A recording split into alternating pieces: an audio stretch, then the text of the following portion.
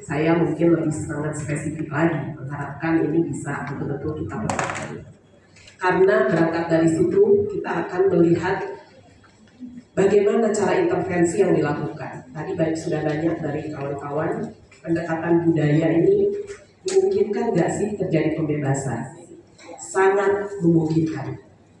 Kita lebih dari hampir mungkin 30 tahun ya berjuang bagaimana memastikan dalam keluarga tanpa kekerasan misalnya.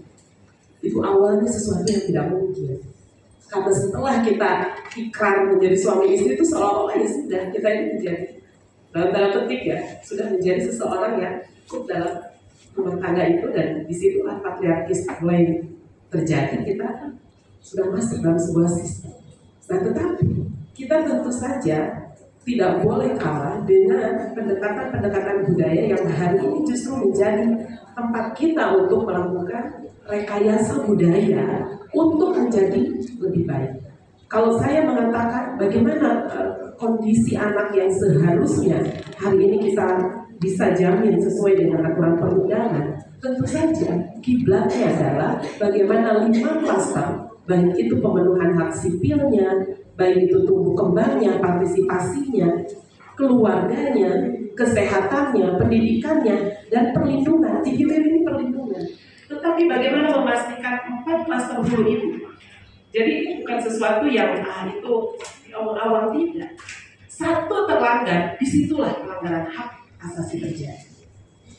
Oleh sebab itu, langkah-langkah yang diperlukan bagi kita sesungguhnya kawan-kawan sekalian, kita tidak usah ragu soal pendekatan budaya. Ini yang berulang kali ya kita punya best practice, bahkan agama menjadi tempat untuk kita refleksi, melakukan terobosan-terobosan gitu. Saya mungkin punya pengalaman terkait P2GP di lingkungan dan Nahdlatul Ulama, bagaimana kita melawan fatwa misalnya ya terkait itu dan lain sebagainya. Tetapi bagi kami ya inilah sebuah realitas yang harus kita terus hadapi, lalu melakukan berbagai bahasa Pak Gebni revolusi gitu ya, yang saya kira tidak boleh kita putus asa dan bahkan menjadi satu hal yang mungkin atau tidak ya bisa terjadi perubahan atau kehidupan yang lebih baik. Saya mau lanjut saja soal bagaimana sesungguhnya tadi pertanyaan Mbak Naza ya, bisa nggak saya mengambil peran-peran untuk menyelamatkan misalnya anak-anak ini ke platform saya, melanggar hak atau tidak gitu ya. Ya tentu saja kita harus petakan betul bagaimana situasi kondisi anak-anak di sana. Kita tidak mungkin bilang bahwa ada yang dunia yang lebih baik nih buat anak-anak misalnya. Tetapi anak-anak juga tidak boleh terpisah dari ya tumbuh kembang kelekatan orang tua yang memang hidup tumbuh besar dengan mereka. Itu yang disebut habitual resident, di mana mereka itu tidak boleh dari lingkungan pendidikannya, lingkungan bermainnya, lingkungan agamanya, lingkungan sosialnya. Tapi bagaimana dengan situasi sosial yang tidak memberi kebebasan dan bahkan melanggar hak-haknya? Ini kita setback di tahun berapa dan sekarang kita melihat bagaimana kita bisa mengatakan bahwa di situ terjadi penindasan, perbudakan dan lain sebagainya, sementara mereka hidup tumbuh di sana. Itu artinya bukan untuk mengeluarkan 1-2 anak misalnya, tetapi memang satu struktur budaya yang harus kita intervensi sehingga anak ini bisa terbayang. Tiba-tiba diambil lah dengan babnya aja, pokoknya orang tua yang lebih bisa memberi perlindungan. Tapi dia kan lahir tumbuh berkembang di keluarga yang dilahirkan di struktur sosial yang ada di sana. Tidak seperti itu. Bagaimana caranya? Nah, saya setuju tadi beberapa hal yang disampaikan Pak Gabriel. Ini korban TPPO misalnya. Dia pergi bekerja tanpa prosedur yang benar misalnya, lalu kembali. Apakah harus langsung dikembalikan pada situasi ATA tadi, atau ada sebuah pembelajaran persiapan reintegrasi yang itu bisa memungkinkan orang ini, kemungkinan dia bukan anak ya, atau mungkin juga bisa dalam usia anak, untuk mempersiapkan diri menjadi misalnya seseorang yang lebih bisa terbebaskan. Nah kalau ini saya setuju, memang ada ruang lingkup rehabilitasi, ruang lingkup memberikan dukungan atas kesiapan dia untuk kembali di masyarakat. Tetapi kalau untuk kembali lagi ke sana, saya kira dan inilah ukuran ruang-ruang terdidik, bagaimana dia sendiri bisa memutuskan kembali ke sana dengan situasi nol yang dia akan hadapi gitu ya, atau mau melanjutkan kehidupan sesuatu dengan apa yang dia dapatkan, perubahan-perubahan yang dia alami. Nah ini tentu saja banyak juga Mbak di saat ini di Jakarta. Mungkin teman-teman tahu beberapa dugaan TPPO yang dilakukan oleh seorang YouTuber. Ini sudah masuk ke Baris Krim Polri yang mencari bayi-bayi yang dianggap tidak mendapatkan pengasuhan yang layak dari orang tua, dia ambil gitu ya. Lalu dia dengan live Instagramnya kan melakukan itu, mengambil misalnya anak-anak yang sedang ngamen di pinggir jalan, langsung dia bawa ke panti sosialnya dan lain sebagainya.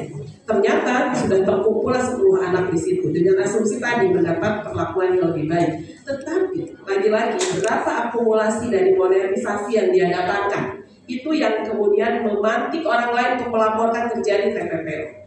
Dan yang dialami adalah betul begitu dilihat di LKSA-nya, Lembaga Kesejahteraan Sosial yang dia miliki tadinya untuk memberi penampungan anak-anak dengan memberi makan minum, pendidikan gitu ya, tetapi memang bersumber dari salah satunya adalah YouTuber handal ini dan keuangannya diproses itu. Justru yang muncul adalah dugaan TPPO. Dia tidak terdaftar LKSA-nya, dia tidak memiliki SDM yang mumpuni untuk perlindungan anak dan lain sebagainya.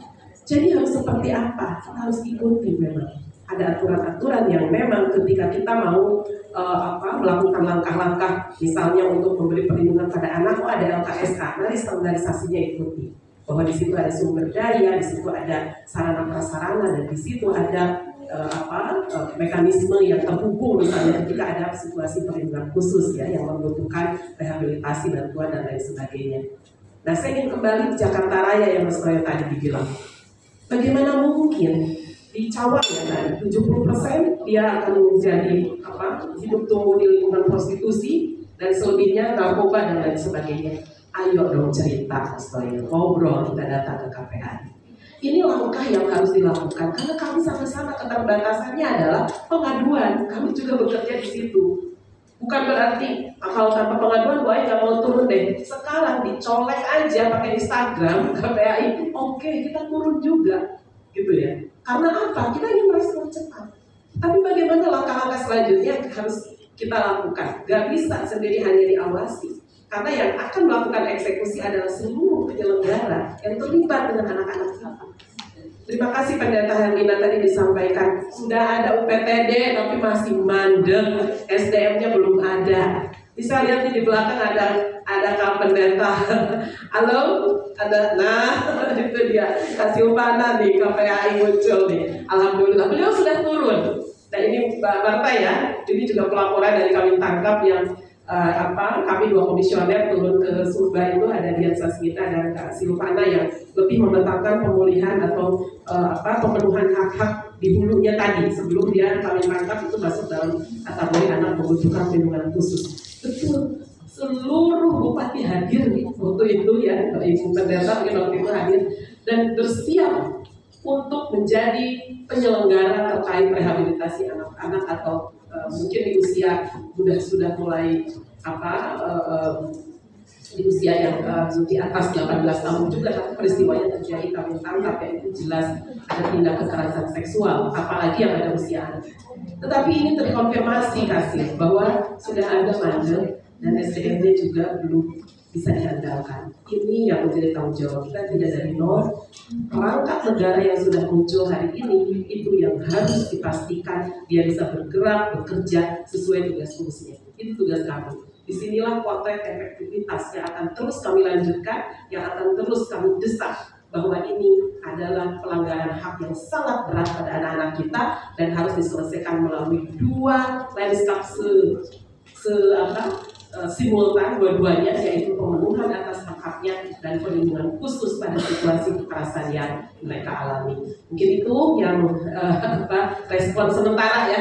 Moga-moga sih nanti saya menyimak tadi banyak pendengar dari Pendeta Hermina sebagai konfirmasi atas apa yang kami lakukan, karena monitoring ini memang harus berkelanjutan, nggak bisa datang sekali 2 kali ke Sumba. Terima kasih.